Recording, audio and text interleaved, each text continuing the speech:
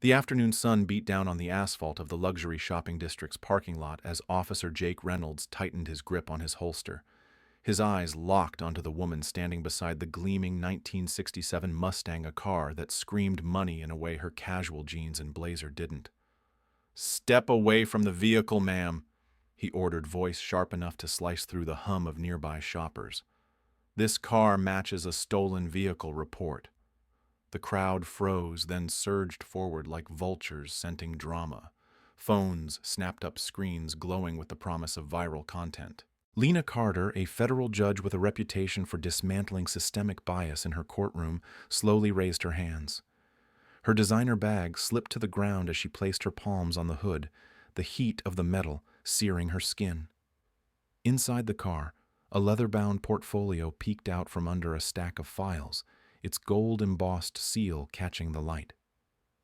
"Officer, if you'd just let me explain," she began, but Reynolds cut her off. "Save it for the station." He snapped, his voice dripping with condescension. "A car like this on your salary doesn't add up." A few feet away, college student Marcus Wright steadied his phone, the live feed exploding with comments.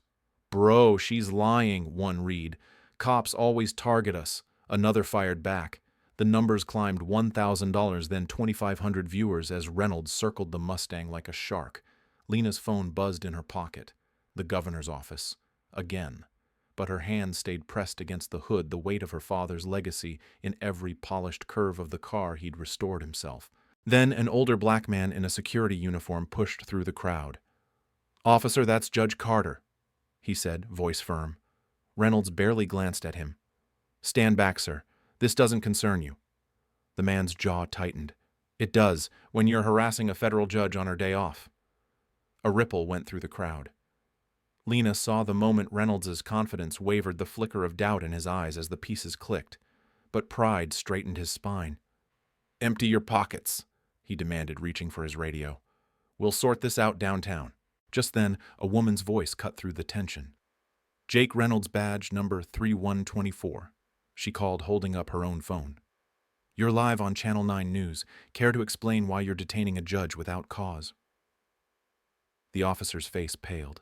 Lena finally straightened, rolling her shoulders as the crowd erupted into murmurs. "Funny," she said, her tone shifting from calm to cutting. "You were so sure I didn't belong here. Now who's out of place?" The cameras kept rolling, capturing every second of Reynolds unraveling the modern-day spectacle of prejudice meeting its reckoning. Lena Carter's jaw tightened as Officer Reynolds scoffed at her explanation. "Your father's car," he repeated, his voice dripping with skepticism. "Funny how often I hear that." The crowd buzzed around them, phones still recording the live stream numbers ticking upward like a ticking time bomb. Marcus, the college student filming, suddenly recognized the courthouse parking permit, half hidden under a stack of files, the same one his own mother, a public defender, had complained about when judges got preferential treatment. His thumb hovered over the share button. This wasn't just going viral, it was about to detonate. Then a new voice cut through the tension. "Officer Reynolds." A tall black man in a tailored suit stepped forward, his tone calm but edged with authority. Lena's breath caught. It was David Mercer, the city's newly elected district attorney, holding a coffee. Like this was just another Saturday errand. "You might want to check your system again," he said, nodding toward the Mustang. "Judge Carter's name is on the registration. It's been in her family for decades." Reynolds' face twitched. He hadn't expected an audience with power. "With all due respect, sir," he said, scrambling for control, "procedure requires—" "Procedure," David interrupted, his voice sharpening. "Or profiling." The crowd erupted into murmurs. A woman in the back shouted, "We see you, Jake." Reynolds' radio crackled. His backup was close, but so was the truth. Then, the twist no one saw coming. A shrill ringtone blared from Lena's pocket. Her bailiff's name flashed on the screen. She couldn't answer, but Marcus, still filming, zoomed in. The caller ID was unmistakable. Chief Justice Callahan. Gasps rippled through the crowd. Even Reynolds froze. The pieces were falling into place, and they spelled disaster for him. David seized the moment. "Judge Carter," he said loudly, "is presiding over the Baxter police misconduct case today, the one the entire state is waiting on." He turned to Reynolds, whose knuckles were white around his radio. So tell me, officer, who's really breaking protocol here? The crowd surged forward, phones aloft, as Reynolds' backup cruised into the lot, only to stop short at the sight of the DA. Lena finally straightened her voice, cutting through the noise like a gavel. You wanted proof. She reached into the car, pulling out her judicial badge. The sun glinted off the engraved scales of justice. Here's your documentation. Silence, then a single whoop from Marcus's livestream chat. Damn, justice served. Reynolds's career was over, and America was watching. The arrival of Sergeant Reynolds and Officer Torres shifted the energy in the parking lot, but not in the way Mitchell had hoped. The sergeant's eyes narrowed as he took in the scene, the luxury car, the composed woman with her hand still pressed against the hood, the sea of phones recording every move. Something about Mitchell's posture, too eager, too performative, set off alarms in Reynolds's mind. Then a sharp voice cut through the chaos. Sergeant Reynolds, Jennifer Martinez. The reporter pushed forward, her microphone outstretched. Your officer just accused a sitting judge of grand theft auto. Care to comment? The sergeant's face went slack. Behind him, Mitchell paled. Before Reynolds could respond, Mrs. Hayes finally found what she was searching for on her phone. With shaking hands, she raised it high. Officers! Her voice, though aged, carried the weight of authority. The screen displayed the courthouse website, Judge Kesha Washington's official portrait staring back at them. This woman isn't a thief. She's the judge presiding over the Lattimore police brutality case. A ripple of recognition spread through the crowd. Someone shouted, "Y'all picked the wrong one today?" The news camera swung toward Mitchell, capturing the exact moment his confidence shattered.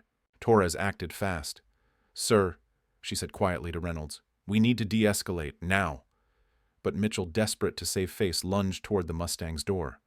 "We're searching the vehicle." Kesha moved instinctively, blocking him with her body. "You have no probable cause." Her voice was steel. "And if you touch that door without a warrant, I'll have your badge before sunset." The crowd erupted. Mitchell froze his hand, hovering over the handle until Reynolds grabbed his shoulder. "That's enough." The sergeant's voice was low but lethal. He turned to Kesha, his posture shifting entirely. "Judge Washington, my apologies. We'll clear this scene immediately." But it was too late. The news camera zoomed in as Jennifer Martinez narrated live, "Breaking officers detain prominent judge in what witnesses call a blatant case of racial profiling." Then, a new development. A black SUV screeched into the lot, its government plates gleaming. Two men in suits emerged, one holding a file stamped with the state attorney general's seal. "Judge Washington," the lead agent called, "we've been dispatched to escort you to the courthouse. Your vote is needed on the Lattimore ruling." The crowd fell silent. Kesha finally lifted her hands from the hood, her fingers leaving faint prints in the dust. She didn't look at Mitchell as she spoke her words, carrying the quiet fury of a storm brewing. "Tell me, Sergeant, when your report says non-compliant, will it mention that I was protecting constitutional rights, or just the color of my skin? Be boring dumb." As she slid into the SUV, the first chant rose from the crowd. No justice, no peace. Mitchell's career was over before the door even closed. The moment Mitchell hesitated, the crowd erupted. "You were about to handcuff a judge!" someone shouted. The purple-haired teen's live-stream view count skyrocketed past 100,000 as she narrated, "Y'all seeing this? They were going to arrest her without even checking who she was." Then a sudden commotion at the edge of the parking lot. A sleek black sedan with government plates rolled up, its door flying open before it fully stopped. Out stepped Marcus Johnson, Kesha's former law clerk, now a state prosecutor. His crisp suit and polished shoes cut through the chaos as he marched toward the officer's badge raised. "Stand down, Mitchell," he commanded. "That's Judge Washington of the Superior Court, and you're violating about 6 different protocols right now."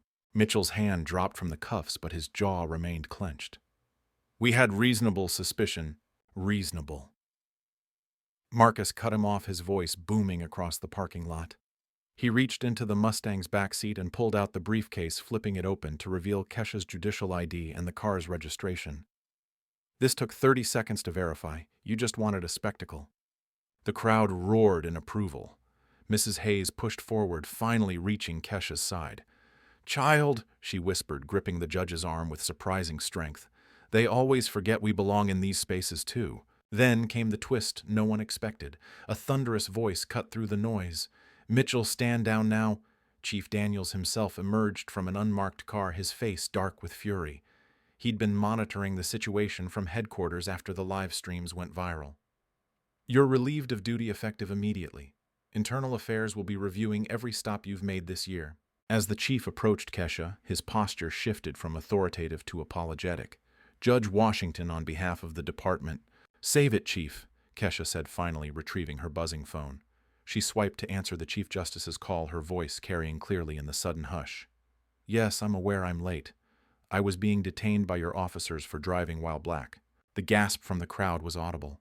On the live stream, comments exploded. "She did not just say that," and "game over" flooded the screen. Kesha turned to Mitchell, now standing slack-jawed beside his sergeant.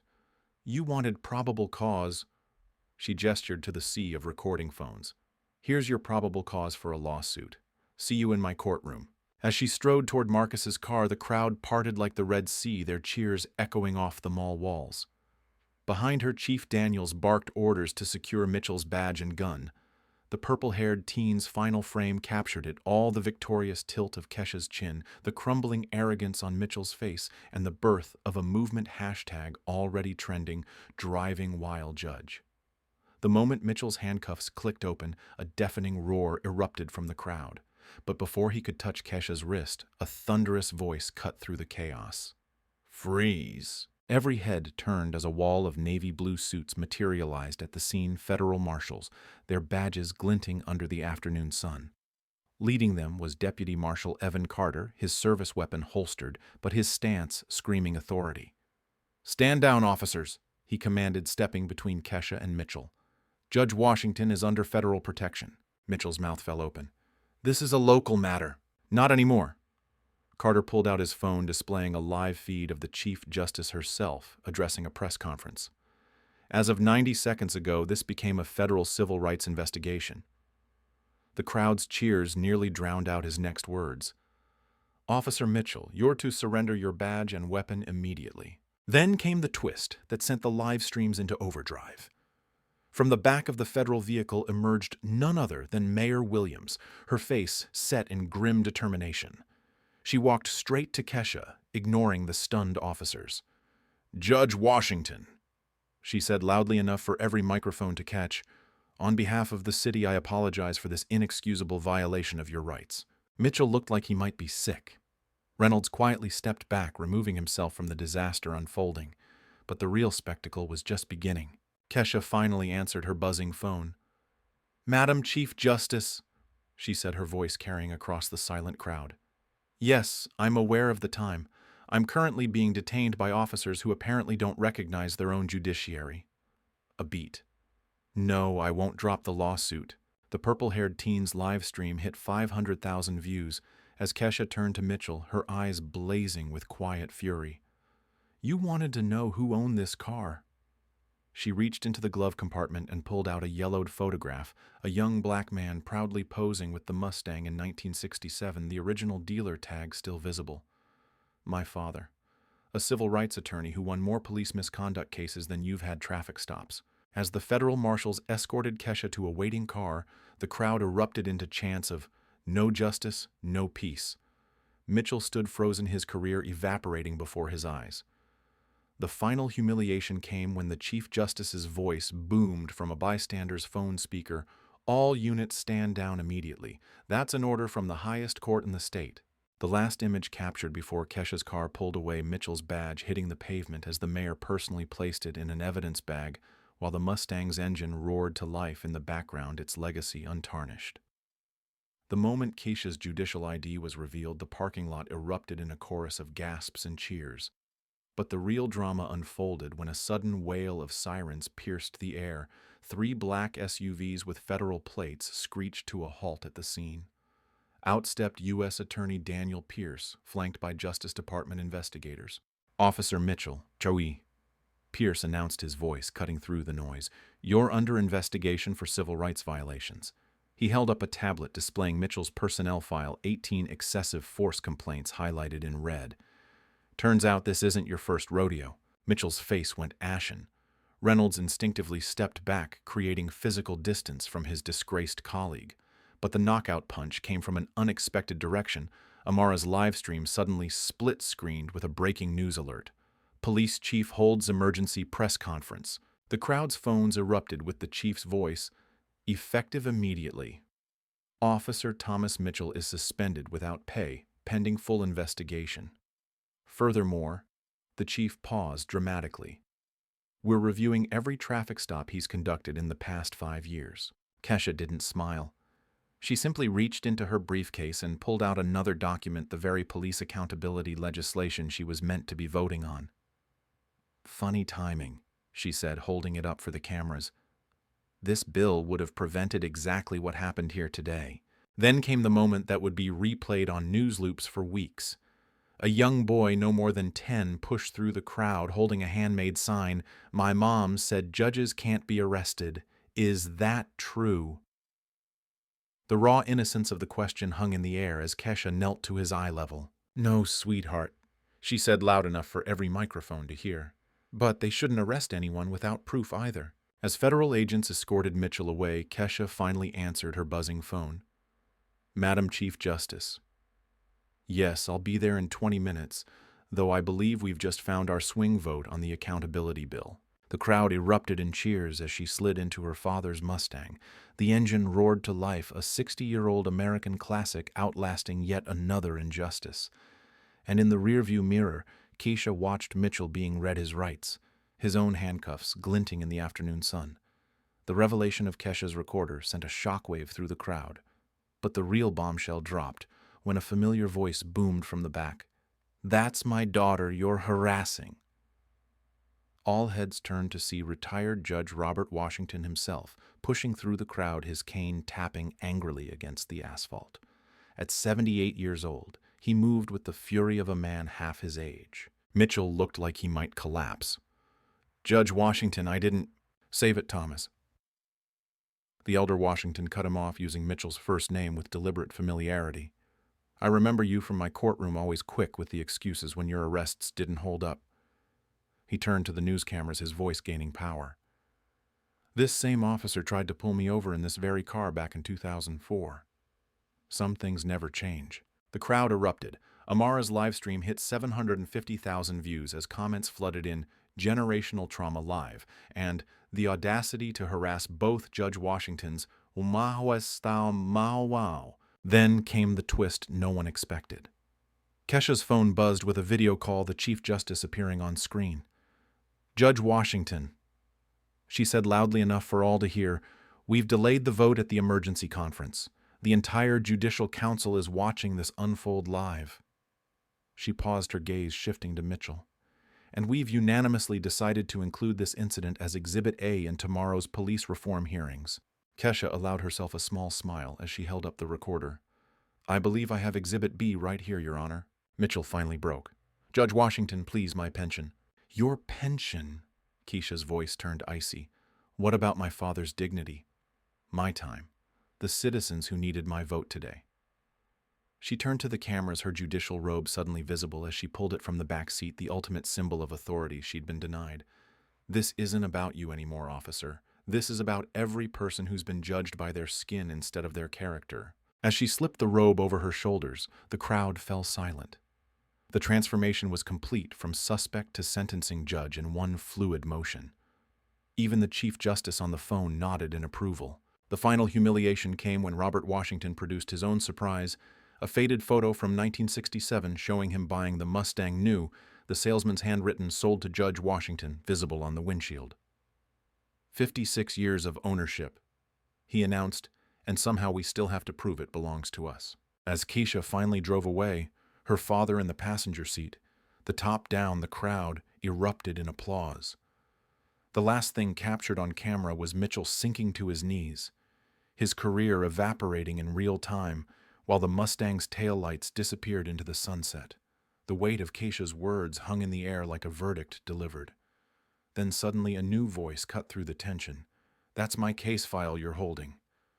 A young black attorney pushed through the crowd, briefcase in hand.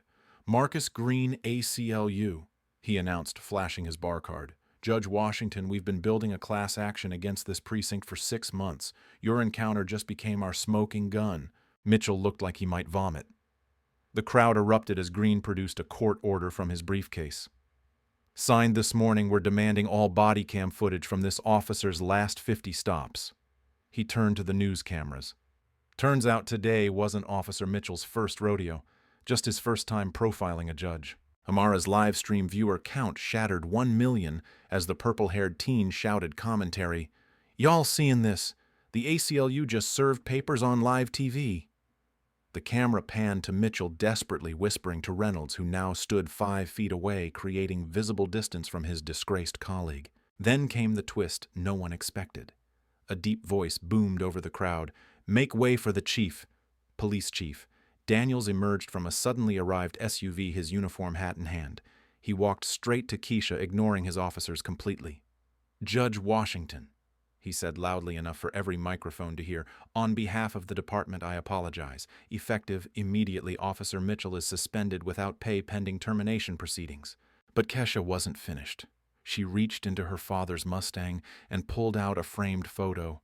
A young Robert Washington standing proudly beside the same car in 1967, his attorney's badge pinned to his lapel. "My father fought this fight 50 years ago," she said, her voice cracking with emotion for the first time. "And here we are today, still proving we belong." The crowd fell silent as she placed the photo on the hood beside Mitchell's abandoned handcuffs, 2 generations of black excellence staring down systemic racism. Even Chief Daniels looked shaken. As Keisha finally slid into the driver's seat, Green handed her a document through the window. "Your copy of the class action, Judge. Thought you might want front row seats to the reckoning." The Mustang's engine roared to life, its deep purr drowning out Mitchell's desperate protests. The last image captured was Keisha's steady gaze in the rearview mirror, watching, not the crumbling officer behind her, but the sea of raised phones, ensuring this story would never be forgotten. The revolution, as they say, would be televised. Keisha reached into her robe pocket and produced a small, worn photograph. The edges were frayed, the colors faded with time. She held it up for the crowd to see a young black officer in uniform standing proudly beside a 1967 Mustang. This was Officer James Wilkins. She announced, her voice thick with history. "The first black officer in this precinct. He bought this car new the same month my father bought his." She paused, letting the connection sink in. "They became friends at a civil rights protest in '68. Officer Wilkins died saving 2 children from a burning building in 1973. The revelation hit like lightning. Mitchell's face went slack. He recognized the name. Wilkins was the reason they had an annual diversity training nobody took seriously. Mrs. Hayes suddenly gasped. "Lord have mercy, that's my nephew's picture." The elderly woman's hands trembled as she reached for the photo. "James was my sister's boy. Died a hero." The crowd erupted in murmurs. Amara's live stream comments exploded with, "This can't be real," and "The plot thickens." Even Chief Daniels looked stunned. Keisha turned to Mitchell, her eyes blazing. "This car has been in my family for generations, just like police brutality has been in yours." She pointed to the photo. "Officer Wilkins fought to change the system from within. Today you proved how far we still have to go." Then came the final twist. Commissioner Hayes himself arrived on scene, striding through the crowd with purpose.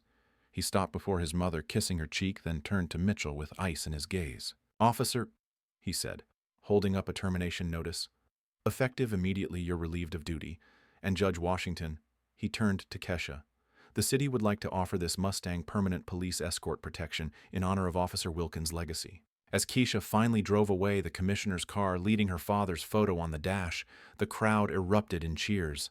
The last shot captured was Mitchell removing his badge, his reflection warped in the Mustang's gleaming chrome bumper as it disappeared down the road. Somewhere, James Wilkins was smiling. Keisha's next words silenced the crowd completely.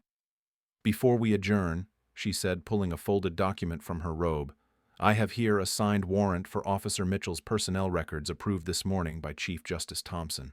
The paper crackled as she unfolded it. "Turns out Angela Rodriguez wasn't your only victim." Mitchell's knees buckled. Reynolds instinctively reached for his partner, then stopped himself, realizing the cameras were capturing every moment. Then came the twist that sent shockwaves through the legal community. A woman pushed through the crowd, her face streaked with tears. "That's him," she shouted, pointing at Mitchell. "That's the officer who arrested my son for suspicious behavior last month while he was waiting for his school bus." The crowd erupted as more voices joined in. "He pulled me over for no reason. He arrested my brother for walking home at night." A chorus of grievances rising like a tidal wave. Amara's livestream viewer count shattered 2 million as the hashtag Mitchell's victims began trending nationally. Commissioner Hayes materialized at Kesha's side, his face grim. "Judge Washington," he announced loud enough for every microphone to hear, "the department will be reopening every case this officer has touched in the past 5 years, starting today." Kesha nodded, then turned to Mitchell with the full weight of the law in her gaze. "You thought you were profiling a random black woman today. Instead, you hand-delivered your career to the judge overseeing your federal lawsuit." She gestured to the growing crowd of accusers. "Meet your jury." As federal marshals moved in to escort Mitchell away, Kesha finally slid into her father's Mustang. The engine roared to life, a 60-year-old symbol of black excellence outlasting yet another would-be oppressor. Through the windshield, she watched Mitchell being read his rights with his own handcuffs, his reflection warped in the chrome bumper that had once belonged to a civil rights hero. The last thing captured before she drove off, the Mustang's license plate, JRW 1967, gleaming in the afternoon sun as it disappeared down the road to justice. Commissioner Hayes took a deep breath before responding, his voice carrying the weight of 3 decades in law enforcement. "Judge Washington, you're absolutely right. But today marks the end of business as usual." He turned to face the crowd and cameras, removing his hat in a gesture of respect.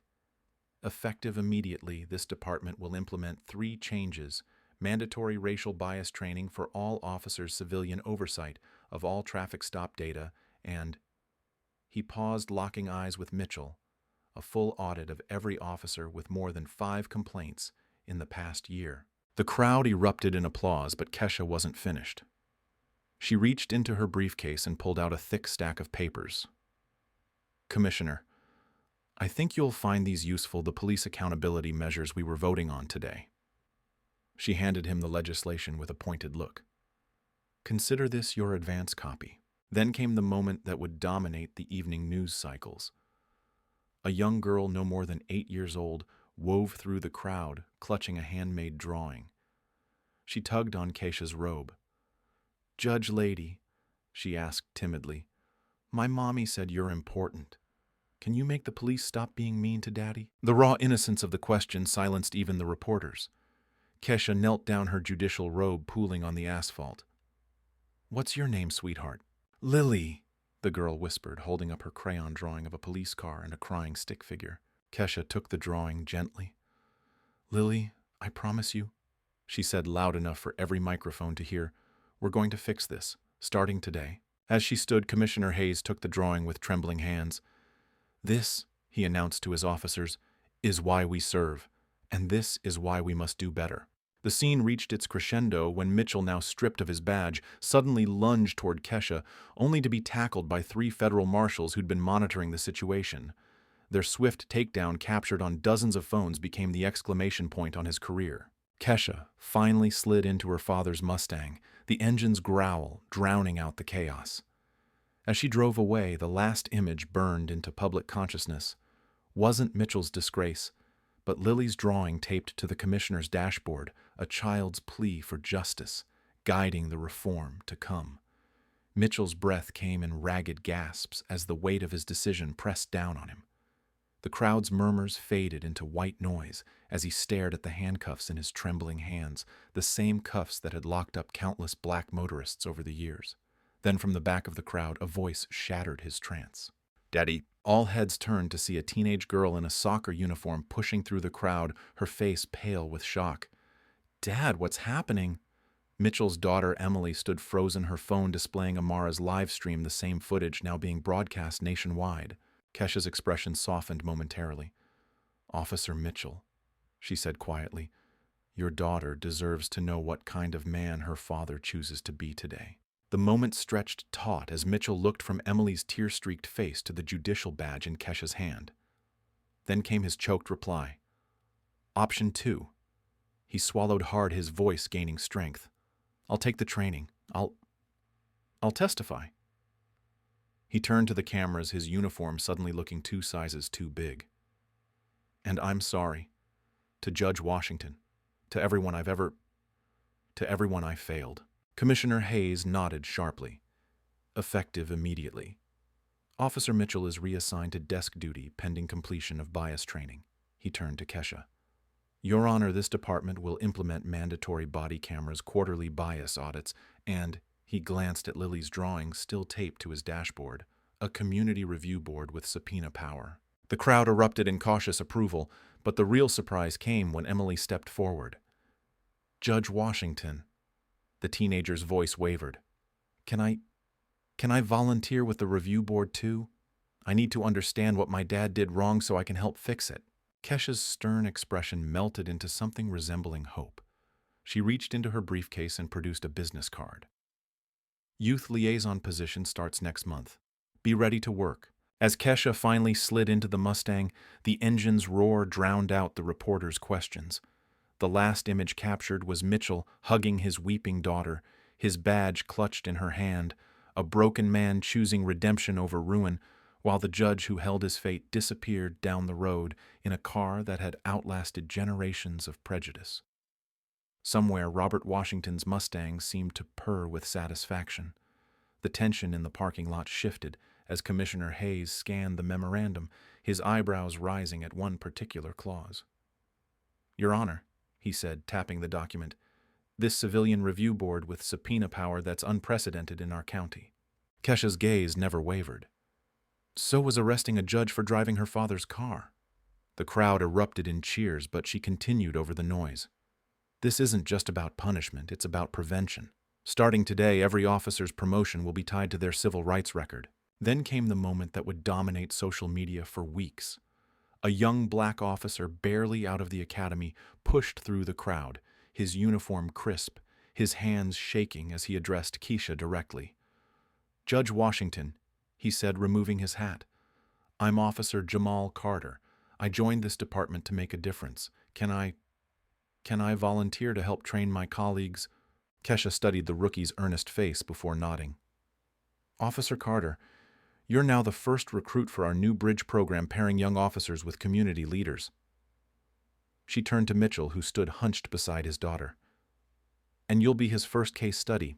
The crowd's murmurs turned to applause as Emily Mitchell stepped forward, slipping her hand into her father's.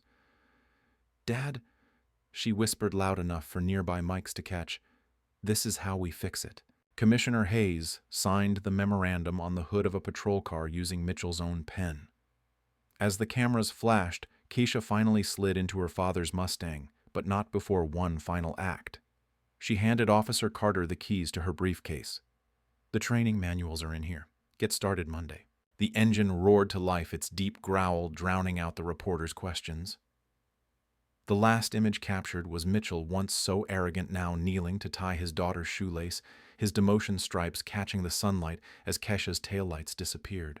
Somewhere, Robert Washington's Mustang seemed to wink in the afternoon sun, its legacy secured for another generation of change. The sun dipped lower in the sky as Kesha prepared to leave, but one final moment would cement this day in history. A sudden commotion at the edge of the crowd parted as an elderly black man in a veteran's cap pushed through, leaning heavily on a cane. The murmurs spread like wildfire. That's Colonel James Wilkins, the retired military judge and civil rights icon who'd marched with Dr. King. Wilkins stopped before Kesha, his aged hands trembling as he reached into his jacket. Judge Washington, he said in a voice that carried decades of authority, I believe this belongs to you. He produced a yellowed 1965 photograph showing a young Robert Washington and Officer James Wilkins standing proudly beside the Mustang, the same car now idling behind them. Your daddy and my nephew bought these cars to prove black excellence belonged everywhere. Today you proved it still does. The crowd fell silent as Kesha accepted the photo with both hands, her professional composure cracking for just a moment. Then Wilkins turned to Mitchell, his gaze piercing. Son, I sent men to Vietnam, who showed more courage admitting their mistakes than you did today. But redemption, he tapped Mitchell's chest with his cane, starts right here. Mitchell stood straighter, tears streaming down his face as Emily squeezed his hand. Even Commissioner Hayes looked moved quickly, signing an addendum to the memorandum naming the new training program after Officer Wilkins. As Kesha finally drove away, the Mustang's engine purring like a contented lion, the crowd remained not as spectators now, but as participants in something larger. Reporters interviewed young officers eager for reform, community leaders planning oversight boards, and even Lily, who proudly showed her drawing to every camera. The last shot captured was Colonel Wilkins and Mrs. Hayes, two elders of the movement sitting together on a mall bench, their heads bent over the historic photograph as the sun set on a day that changed everything. Somewhere Robert Washington's Mustang rolled on its legacy, now carried forward by a new generation of warriors for justice. The courtroom fell silent as Mitchell's testimony echoed through the legislative chamber. 6 months after that fateful parking lot encounter, the ripple effects continued to spread like seismic waves through the justice system. Kesha Washington sat in the front row, her father's old briefcase at her feet, watching the man who'd handcuffed her dignity, now helping to dismantle systemic bias. Then came the moment no one expected. A young boy, no more than 10, stood up in the gallery. "Mr. Mitchell." His voice trembled but carried. "My brother got stopped last week for looking suspicious while riding his bike. Will this new law stop that?" The chamber held its breath as Mitchell knelt to meet the boy's eye level. "What's your name, son?" "Tyler," the boy whispered. "Tyler Wilkins." A collective gasp filled the room. Colonel Wilkins, now sitting beside Kesha, gripped his cane tighter as Mitchell's face drained of color. The name Wilkins, the same as the fallen officer memorialized in the new training program, hung in the air like divine justice. Mitchell's hands shook as he answered. "Tyler, the law's just words on paper unless good officers enforce it." He reached into his pocket and produced his old badge, now permanently demoted to training officer. "But I promise you this, I'll make sure every cop I teach does better than I did." The gallery erupted in applause as Tyler handed Mitchell a folded drawing, a police car and a bicycle with a heart between them. News cameras captured the moment Mitchell pinned it to his lapel like the most important medal he'd ever wear. Outside the Capitol, Kesha stood beside the restored Mustang, its chrome gleaming in the sunlight. Colonel Wilkins ran a wrinkled hand over the fender. "Robert would be proud," he murmured, "not just of the reforms, but of you turning that mess into a movement." Kesha smiled, sliding behind the wheel. "The car's not the legacy, Colonel. What we do with it is." As she drove away, the license plate JRW 1967 caught the light, its reflection dancing across the marble steps of justice, where Mitchell's redemption story was still being written. The Mustang's engine purred softly as Judge Washington pulled into the courthouse parking lot 5 years later, its gleaming blue paint reflecting the newly installed memorial plaque at the entrance site of the 2024 Northbrook incident, where justice took the wheel.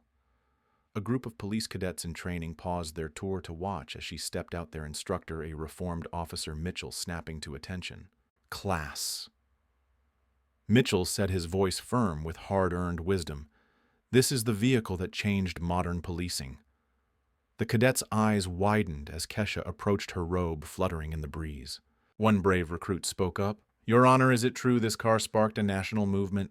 Kesha ran her hand along the fender where Tyler Wilkins' childhood drawing now sat preserved under glass. "No, officer.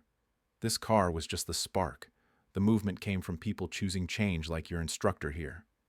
She nodded to Mitchell, whose demotion badge now bore an Instructor of the Year pin. Inside the courthouse, the changes were palpable.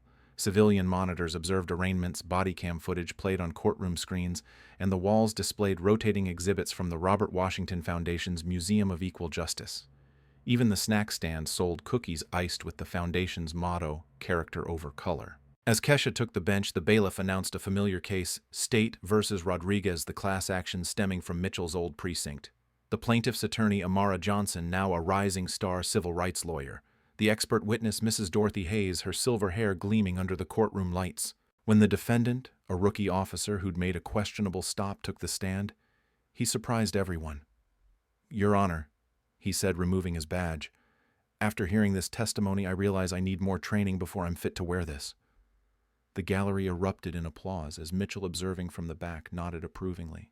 That evening, as Kesha drove home past Northbrook Shopping Center, she spotted Tyler Wilkins, now a lanky teenager, conducting bias training for mall security. His opening slide showed two photos side by side: the Mustang in 1967 with young Robert Washington, and the same car today, its legacy intact. The engine's steady hum seemed to whisper the same truth Kesha had learned long ago. Real justice wasn't about punishing the past, but steering the future. And in the rearview mirror, the road behind them glowed with the light of change. The Mustang's tires crunched over the gravel as Judge Washington pulled into the community center parking lot, where a diverse group of teens from her foundation's youth program waited eagerly. 16-year-old Jamal stepped forward, running a reverent hand along the car's fender. "Judge W., you really drove this same car through all that history," Kesha smiled, dangling the keys. "Hop in. Today's lesson is hands-on." As Jamal slid behind the wheel, his fingers tracing the initials JRW etched into the leather steering wheel, Kesha addressed the group. "This car isn't just a relic. It's a reminder that change happens when we show up. When Mitchell stopped me, I could have screamed or fought, but real power." She tapped the case file on the hood containing Tyler's drawing and Mitchell's redemption story. "Comes from knowing when to speak and when to document." Mrs. Hayes, now 78, emerged from the center with a stack of petitions. "Speaking of showing up, we need signatures to expand the Oversight Board's powers. Who's ready to hit the pavement?" The teens cheered, but Jamal hesitated. "What if people slam doors in our faces?" Kesha opened the Mustang's glove compartment, revealing her father's weathered protest sign from 1965. "Justice is a conversation that never ends." "Then you come back tomorrow," she said, passing it to him, "and the next day. Change isn't about winning, it's about outlasting." As the group fanned out through the neighborhood, Keisha's phone buzzed a text from Mitchell, now a trainer at the Police Academy Cadet Class 2027, asked to tour the foundation. "Can we bring the Mustang?" She replied with a photo of Jamal behind the wheel, captioned, "Only if you let the kids teach the lesson this time." The sun dipped below the horizon, painting the Mustang in gold light. Somewhere, Robert Washington's laughter seemed to ride the wind, not because the fight was over, but because the wheels of justice, like his beloved car, kept rolling forward.